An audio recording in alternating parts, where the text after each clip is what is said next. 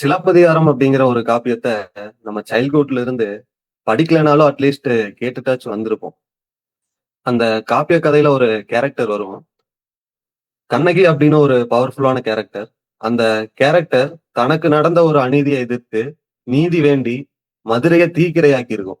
அப்படி அநீதிய எதிர்த்து நீதிக்காக எழுப்பப்பட்ட அந்த நெருப்பு அணைஞ்சிருக்கலாம். ஆனா அந்த எஃபெக்ட் இன்னும் அதே மதுரையில ஒரு அக்னி சிறகா சதீஷ் சாரா கொழுந்து விட்டு எரிஞ்சுட்டு தான் இருக்கு. இததான் ஹிஸ்டரி ரிப்பீட்ஸ் இட்செல்ஃப்ன்னு சொல்லுவாங்க.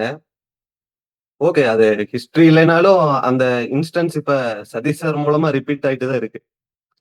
அந்த அக்னி சிறகு இன்னும் பல அக்னி சிறகுகள உருவாக்கிட்டும் இருக்கு. ஃபயரோட நேச்சரே அதுதான்.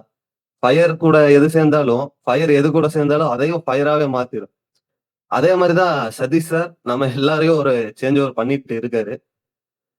ஃபயர்ன்னு சொன்ன உடனே ஒரு பியூட்டி என்னன்னா, சாரோட ப்ராடக்ட் எல்லாமே அந்த ஃபயர் ரிலேட்டட் தான். பொதுவா தங்களோட கருத்துக்கள, சித்தாந்தங்கள, சிந்தனைகள மக்கள்ட்ட கொண்டு போய் சேர்க்கிறதுல பெரியார காட்டுத்தீனும், அறிஞர் அண்ணாவ அகல் விளக்குன்னு சொல்லுவாங்க. இந்த 2 கேரக்டரிஸ்டிக்ஸுமே சதீஷ் சார்ட்ட பார்க்கலாம். எப்படின்னா, அவர் கிளாஸஸ் அகல் விளக்கு மாரியும், அண்ட் அவேர்னஸ் செஷன் காட்டுத்தீ மாரி ரொம்ப ஃபியூரியஸாவும் இருக்கும்.